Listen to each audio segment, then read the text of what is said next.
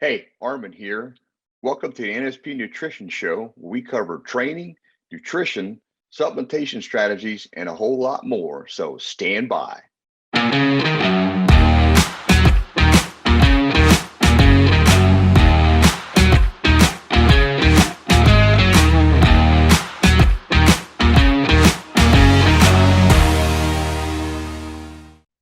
Hey, and welcome to the NSP Nutrition Show. I'm Armin Eckelbarger. Hey, I'm Frank Mills, and thank you again for joining us today for another episode of the NSP Nutrition Show. Whether you're watching or listening, we appreciate it very much. We've got a great show for you today. Today's a good question for Armin. We're going to be talking about, is sodium bad for you or is it not? So, there's a big argument there. And then, of course, we've got fan questions, which we always look forward to every week. So that being said, let's get started. Armin, this is a controversial subject, I think. There's a lot of arguments out there about sodium, right? Yeah, probably got to ruffle a few feathers with the medical community based on the way I kind of see where they're coming from, but they make it sound like everybody should be this way, and that's not so. So, you're going to hear in the media that salt is bad. It's all, don't take it, minimize it. It leads to high blood pressure. It's without a doubt for every single person. And, the thing is, your body needs salt. I mean, it's been known historically ever since we've been in existence. And especially if you're an athlete, you're training and you're exercising, and you need to keep your electrolytes in balance, which is going to be sodium, potassium, magnesium, et cetera. You need to keep everything in proper balance. But just doing a blanket statement, everybody should be low sodium, is what we're going to get into here. Yeah. Well, historically, I remember back school, and learning about back in the day when they had to preserve meat, salted pork, they used salt as a preservative, and it was a very important part to survival, period. So it can't be all bad for you, I would think, right? Right? Okay. So it still is, yeah. So kind of back to where we were headed, I guess let's start with one question. What is the recommendation for amount of salt that we need every day? Okay, so that's a pretty good question on that. I mean, what you're going to see is a lot of ranges from different medical groups or different associations. So, as a reference, in general, the American Heart Association says no more than 2,300 milligrams, but feels you'd be better off at 1,500 milligrams per day. So when you compare that to somebody that specializes in this topic, like Dr. D. Nico Lantonino, I hope I didn't butcher that up too well, but I guess D. Nico Lantonio. Okay, like that. Okay. He's the author. He's the author of a book called The Salt Fix, and so he studied all this very intensely. And so his recommendation is 3,400 milligrams a day, which equates to about 1.5 teaspoons, which, that sounds like a lot per day to most people. But again, he has, reasons for all this stuff too. So. Wow, that seems like a substantial difference between the two. Are there reasons for that? Well, yeah, there's multiple reasons or factors that's going to affect, a person's sodium level. I mean, in a nutshell. So. Right. All right. So multiple reasons. Can you fill us in on some of those? Okay. So what I don't think, which I didn't know about either, but for starters, caffeine will cause you to lose sodium because you're going to urinate more and things like that. So what this doctor has said is that, as an example, with 4 cups of coffee, which is that's a me, a day, can cause 1/2 teaspoon or 1,200 milligrams of sodium loss, salt loss, just by having that amount of coffee. I really didn't have that. I didn't have no idea that was going to be that Hmm. much. Okay. Then he goes on to say that, this goes for caffeinated sports drinks as well. So people drinking all these energy drinks, which have a lot of caffeine in them, that's depleting their sodium. Again, that was I didn't really realize that either. And then exercising for 60 minutes or so, just from the sweating, has that all Right. has the same effect of giving you sodium loss. And when that happens, obviously there's going to be other effects from it. Hmm. It's interesting that you bring this up because it made me think about years ago.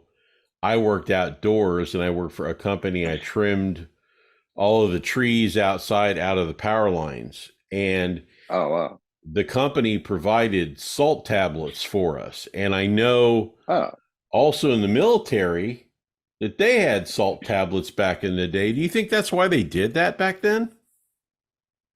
yeah. I talked to a guy that was in the army that did Iraq and all that, and they still recommend them to take the salt tablets. So yeah, and there's a lot of reasons for that. So I can't say Interesting. it's still the same today, but when Right. you're going out on long marches, you're going to be out in the heat, and you're going to be sweating. Um, you know, you're going to probably need to take them. My dad Oh, always yeah. talked about them when he was in the Marine Corps. So, he's like, you need, that they would issue them to him. So I don't understand why things get so negative on it, but in the medical community, maybe because of people have all these other, you know, history of poor nutrition that's Hmm. aggravating it too. But you really need to pay attention to your salt intake, and we'll get a little more in depth on that too. Interesting. Yeah, I know that I would drink water, but I would get to a point in the day where, it's hot in Florida, it's humid, you sweat, and Yeah. our shirts, you sweat, you get the white sweat Oh stain, yeah. and that a part of that is salt. But Yeah. so I know as I took the salt tablet, I did feel better Yeah. after I did. So obviously I needed it. I'm just kind of curious, though, Armin, what happens if your body doesn't get enough salt? That's something I don't know. So, like, one of the features of the human body is it has the capacity to adapt to all types of conditions and stress. So, sodium is actually self-regulated. So, your body can figure out how to make it work. But if you keep depleting it, even though it can self-regulate, if you keep depleting it by not giving it enough sodium from the salt, then Mm-hmm. it's gonna have an effect. Gotcha. So, Gotcha. for example, you can lose, according to the doctor, 50 to 100 milligrams of iodine, uh, you know, which you can get it from the right kind of salt, by the way, but Mm-hmm. you'll lose that per hour of exercise. So 50 to 100 milligrams of iodine being depleted is not good, especially for your thyroid gland. So, uh, and if you keep that up for a period of time, obviously it's going to have an effect. And so, what they also stated is by not paying attention to that, it can lead to hyperthyroidism. And we have a Hmm. large amount of hypothyroidism in this country, which I also was affected by. So I'm kind of wondering, because I stayed low salt because that's what you're supposed to do. I'm kind of wondering if that led to my hypothyroidism as well. Because the more as I learn these different things, if you just stay with all natural sources, you're really Mm-hmm. not going to have a problem. And so I just think people need to be their own advocates and do a little more research before they just start saying, well, I got to stay low sodium.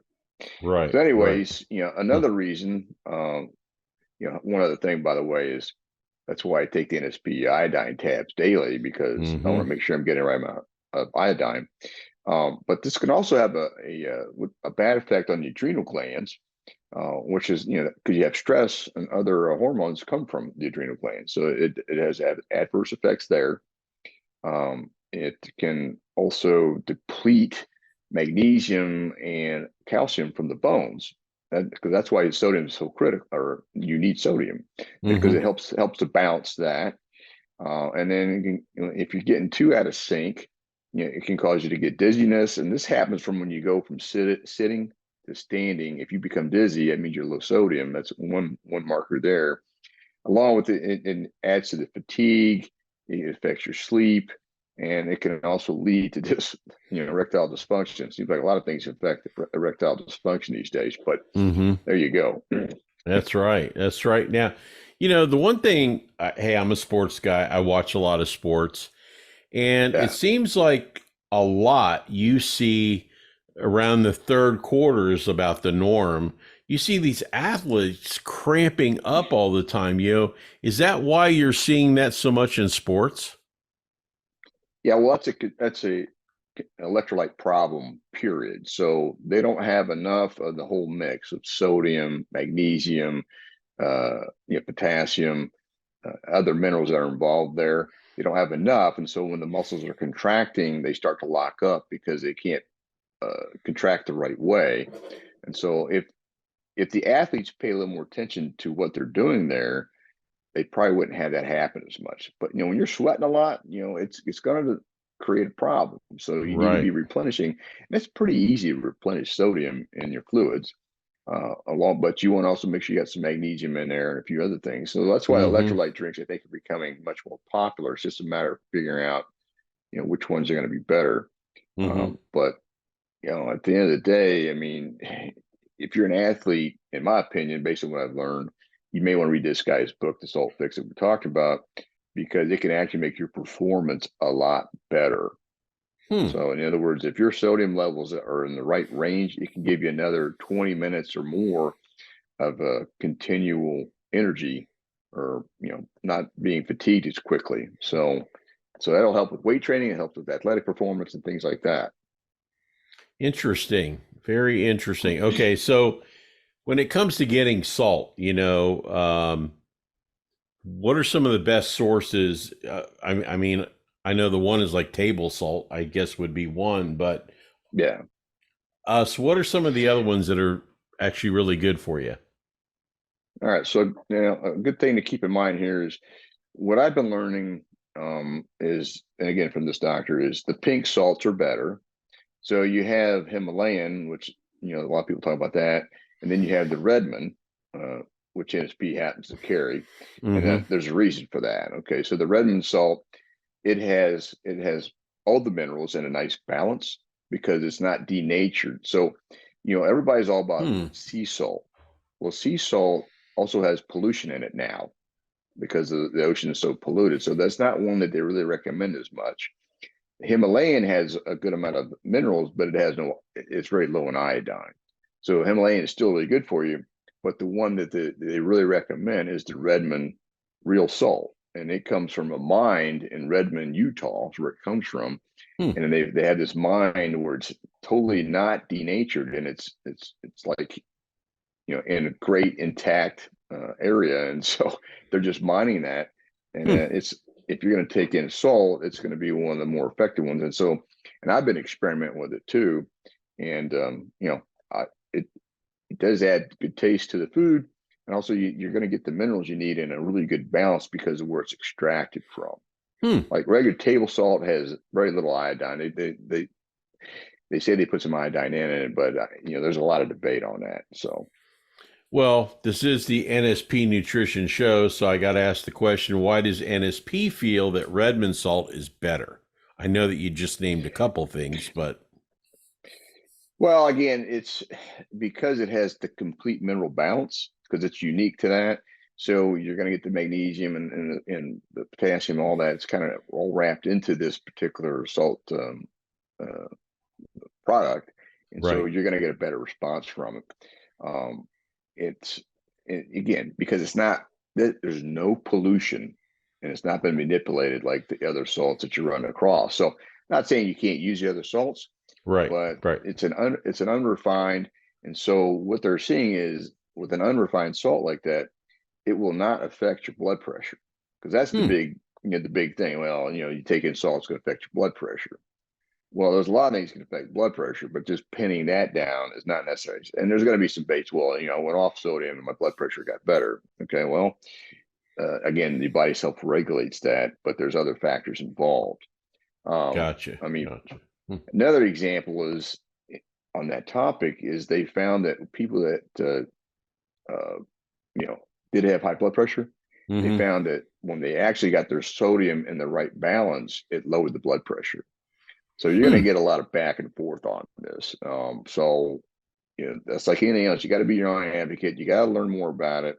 And so this guy's book talks about all that in detail. Where it talks about blood pressure and things like that, because just because there's been a statement that it can affect your blood pressure doesn't mean it's a blanket statement that affects everybody across all areas. Hmm. Yeah. That's what you need to understand.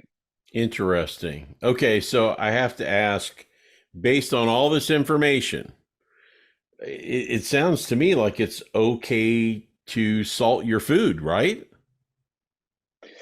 Yep, and even what I've also been experimenting because this guy recommended it is Hmm. salt your coffee.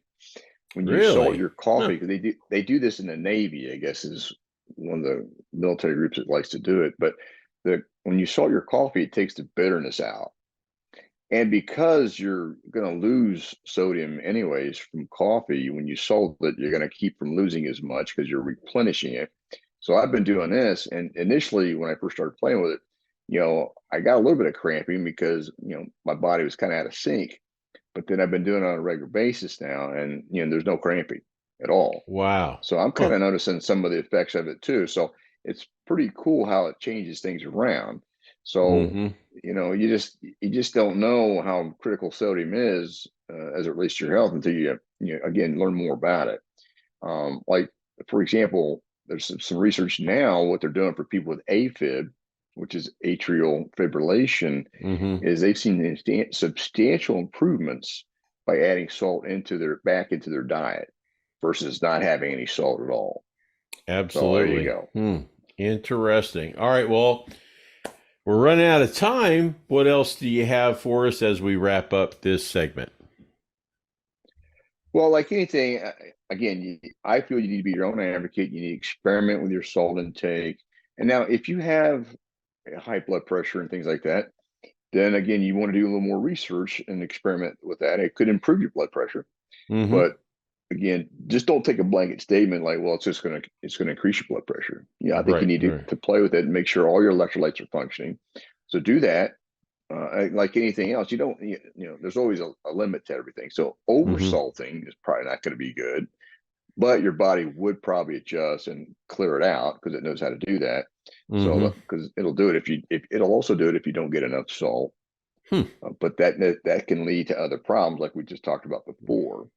So, if you have high blood pressure, bottom line is experiment with that and then find what would be considered a sweet spot by checking your blood pressure and what you're doing with your salt intake. But then you kind of have a good idea. Okay, I could do this amount, and it doesn't really affect me in a negative way. It helps me in a positive way. Mm-hmm. Now, also, you can also work with your doctor or other medical professional to run some tests like a lab work to see how your sodium levels are. You can get cheap lab work these days with it, and also play with your blood pressure, see how your blood pressure is doing.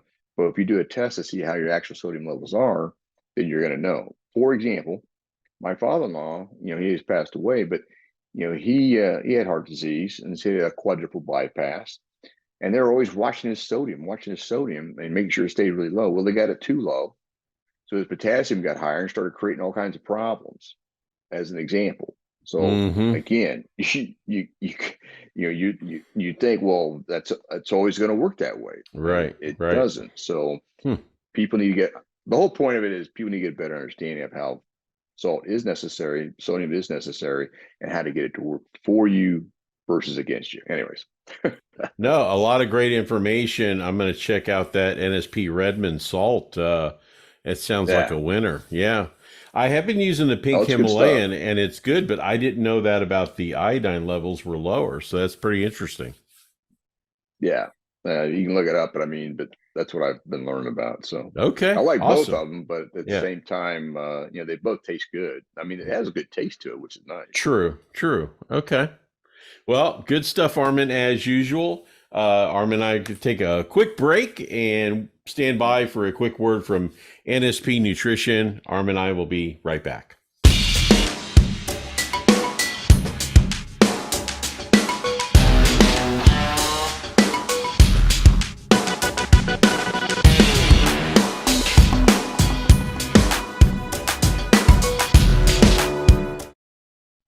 Hey, and welcome back to the NSP Nutrition Show. I'm Armin Eckelbarger. I'm Frank Mills. Hey, thanks again for watching or listening. And, I've been referring to the NSP Nutrition website the last couple of shows, and I'm going to do it again. Armin, what deals that they keep offering? They're trying to help us stay fit and get the supplements that we need. 10% off of Vince's Gym, just a lot of supplements on sale. And, the folks that own NSP Nutrition are trying to pass the all natural good supplements over to you at a great price, right? Yep. Best we can anyways. Unfortunately, Absolutely. Everything's going up across the world here, but at the same time, they're trying to keep it contained as much as possible. Absolutely. So check out nspnutrition.com. Mind-blowing sometimes on some of the prices I see, and then I of course end up ordering more. So you got to do what you got to do. Yeah. All right. So fan questions, we've got some good ones this week. Armin, this may test you a little bit. First question is from Marissa, and she actually contacted me through the QR code and sent the email. Nice. Yeah, I was happy with that. So Marissa, thank you. We appreciate you watching. Don't know where she's located, but she said, this is for both of us, this question. She said that she likes vegetables. Now, she does eat protein. She probably eats more seafood, but since she saw our show, she's incorporating more meat into her diet and spreading out the seafood because she's concerned about our show and what we said about mercury. So I thought that was interesting. But her question was about vegetables. Now, she buys organic, but she also has a garden at home. And she said, Armin, Frank, is there a difference between organic garden vegetables, and she's specified leafy? Okay, so I think she has seen a show on what we talked about, the thick skin compared to the leafy. But is there a difference between the organic type of the vegetables that you buy in the grocery store compared to the vegetables that she would grow in her garden that, again, are all natural, no pesticides or anything like that? Just curious. Well, like anything, when you're buying from a grocery store, you're going based on the belief that they're selling exactly what they're marketing. So it's always a toss up, in my opinion. You make the best choices. Sometimes you can tell a difference when you've got the organic food because of the way it tastes and the way it cooks and things like that. I'm just going to say this: there's nothing's going to be homegrown. If you're growing it in a yard, you're going to have much better results from it than trusting any grocery store, unfortunately, on the organic level. Now, again, I can't say one way or another. If everything sold in the grocery store is 100% organic, because unfortunately things do get manipulated, things get overlooked, and there's money in it if they market organic versus non-organic. True. But especially on the green leafy, you're making the best guess that you can. It is what it is. So, but if you can grow stuff from a farmer nearby that or yourself, you're definitely going to have a better response. You're going to definitely digest the food better. It's just going to work out much better, in my opinion. I agree with you. I have a friend of mine who lives about an hour from me, and it's in Brooksville. It's kind of out in the sticks a little bit from where I live, but he used to buy all of his eggs from the store. And one day he was driving home from work, and one of the houses he drives by, it said Farm Fresh Eggs. So he stopped by and worked out a deal where he gets, 2 to 3 dozen eggs a week from this farmer. And he said, Frank, I can't believe the difference. His eggs are far superior to what I was buying in the store. And, now it's got me wanting to look around and see, hey, is there somebody close by who is doing this? Because I didn't realize the difference, but I guess that's the case, huh? Well, actually, I've got met a guy at the gym I'm at, and he's giving me farm fresh eggs, really cheap. But also he put some duck eggs in there, so that's a whole nother curve. Now, duck eggs are a little Wow. stronger tasting, but these are organic, and I mean they taste really good. So now duck eggs are a little stronger, so that's a little more of an acquired taste. But they also have a lot more Okay. protein and fat in them, and because they're Hmm. typically bigger. But anyways, so that, and then this, he also gave me some. He let me try some of these meat chickens that they raise. Man, these things tasted phenomenal. I was like, my Really? wife baked it in the oven. Yeah, well, I was quite surprised. So anytime you can find somebody that's got farm raised or raised on the land Mm-hmm. with like the chickens are fed the right way, you're definitely gonna have a good response. And then you got me some cabbage and some collard greens. Yeah, it was nice. I mean, Very if you like this nice. kind of vegetables, so I would definitely recommend if you find somebody that has some things, little take advantage of them. I mean, they're not always going to be there, but you're definitely going to get good nutritional value from it. So Hmm. anyway, not to belabor that too long. No, a lot of excellent information, and I do believe that's the way to go. So, I'm gonna start looking for the farm fresh eggs. Hey, if they have duck, I'll try that as well. Why not? But Yeah. all right. So the next question, from Seth from Spokane, Washington. Seth Okay. is kind of curious. He saw our show when we were talking about energy drinks, and he also saw the show on Frank Mills Reality Fitness. We went pretty extensive with energy drinks on that show. Yeah. He said, you guys have done great on energy drinks. What about protein shakes? He says there's so many kinds of protein out there, and I'm curious, with the NSP is one of the few, if not the one, milk and egg protein that I've seen. They're very hard to find, milk and egg. Everything seems to be Yeah. either whey or plant-based. His question is, why is that? And what really is the best protein that you can ingest in a shake? What do you think? All right. Well, yeah, I can tell you why the plant and the whey are the ones you can learn about most is because they're pretty cheap. I mean, there's not a Mm-hmm. lot of expense to those, so it has a good margin to it. Milk and egg protein, you got to know how to formulate it. It's not like something you can go, okay, I'm going to put in this amount of milk protein with the egg and it's going to work. It Right, took a right. while to formulate this properly. So that's why you don't see people making it. Because once you formulate it, then you got to get it to taste reasonable. And you got to have so use a sweetener that's not going to be a bad sweetener. So, like the NSP is formulated properly, is dried properly, and then it's sweetened with stevia. So, you know, it's hard to find that where it tastes decent. And that's where I think a Mm-hmm. lot of people, they're not going to see it elsewhere. And it's more expensive, okay, in a nutshell. But at the same Right. time, it does absorb well. And one of the nice features is it fills you up better.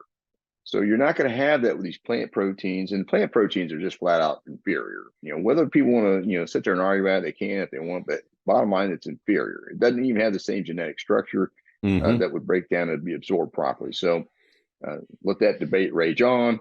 And then, again, whey protein is fine. There's nothing wrong with it. It has a decent amount of leucine in it, but it absorbs pretty quickly. But then you're like, you're feeling hungry again pretty quickly after having one. So I've tried a lot of whey protein drinks and I would tolerate them. But once I found the milk and egg protein and how it affected me and how I felt, I'm like, well, this is a much better protein. So that's kind of how I go about it. Now, like these other drinks these protein drinks that are pre-mixed, what people don't realize on those drinks is that because they're pre-mixed and they're liquid, they have Mm-hmm. to be pasteurized. And so Okay. once you pasteurize that protein, it damages the protein. So you're Hmm. not going to get what you think you're going to get from that protein. So these people drinking these whey protein drinks that are already pre-mixed, it's damaged. It's not good. So you need to keep Right. that in mind and do your own research. Let's just put it this way: do your own research on it, okay? Because again, it's marketing. It's telling you what you want to hear. and it's very inexpensive the way they make it. So, and like another drink that I think is horrible, I've tried it, is muscle milk. Most overrated, horrible milk protein, in my opinion, that's ever out there. So people really like it, but you look at the amount of chemicals put into that drink. Mm-hmm. I'm like, and again, it's basically casein. It's milk protein only, and then they try to mix in some whey protein. Again, it's being pasteurized, so it's damaged. So you need to be your own advocate, do some homework on these different pre-manufactured, already liquid protein drinks as well. Gotcha. Armin, a lot of great information as usual, man. Really awesome stuff. You know, us doing the NSP Nutrition Show, we get a lot of questions. We are trying to cover as many topics as we can. You do a ton of research. You do a lot of your own experimentation with your supplementation, your diet, your working out, and there's a lot of information. We got a question from Lucas in Toronto, Canada. And Lucas is like, Armin, I'm just curious. I've been watching you guys since you started Frank Mills Reality Fitness. I actually found it by accident looking for another show. I clicked on it, and I guess on one of our early shows, but he said, you got me hooked with your hormone shows that you did. What did we do, like 5 in a row on hormones? It was quite a bit. I mean, we went in depth, right? So we got him hooked there, but he said that he was curious. He said, you guys always have so much good content, and I've learned so much. How long does it take either Armin or you and Armin, or how do you come up with the ideas? How long does it take to put together a show? Pretty interesting question. Well, I could appreciate it. It can take a lot. So depending on, it depending on how long the show is going to be. But like on the Frank Mills Reality Fitness Show, we had hour-long shows, so that was pretty extensive. But generally for me, it's about 2 to 3 hours that I got to put in to find the content and then put it together so it can make sense based on what we're going to do for the show. As an average. I mean, I never have a show done within an hour. I'm just not that good. So, I gotta check into it, find out a little bit more. Okay. And then, how does this make sense in the conversation? So, and I do absolutely nothing. No, all I do is sometimes Armin will text me, hey, what about an idea for the show this week? What do you think? And I'll shoot him an idea or two. And the next thing you know, I get a show in the mail and we're doing it. So no, Armin, hey, I'm just here kind of like helping this guy out because Armin is the guy that does all the work, that has all the knowledge, all that good stuff. Known Armin now for over 3 years, and we're like-minded on how we do things, our attitudes. We had some synergy. And, it stuck. And now look, hey, we're doing this and we're having fun doing it. And we appreciate NSP allowing us to do it. So it's a lot of fun. But no, Armin does a lot of work. He's got a ton of knowledge. And I'll tell you what, if you ever want the results that you're not getting, this is the guy to contact to get you those results. You should contact him. He will help you get in the best shape of your life. That I can attest to just from the countless people that he's trained. So anyway, I had to toot your horn for you there, Armin. Okay. All right. Thanks, well, everybody, thanks for joining us this week. We appreciate it very much. We need your content, your questions, your topics. So please contact us, whether it's a point where you scan the QR code, whether you contact us on YouTube, leave a comment, or email support@nspnutrition.com. And Armin, like I said, great show. And man, I hope we can do it again next week, right? Yep, just keep looking for new stuff that people think, or I think they're looking for. So yeah, we're working on it. All right. Thanks everybody for joining us today, and join Armin and I next week for a brand new episode of the NSP Nutrition Show. Hey, thanks for checking out the NSP Show. Go to nspnutrition.com where you can find a whole heap of resources to help you achieve stunning definition and eye-popping levels of muscularity. Don't forget, you can save 10% on your first order by using the code NSP Show at the checkout. Catch you next time.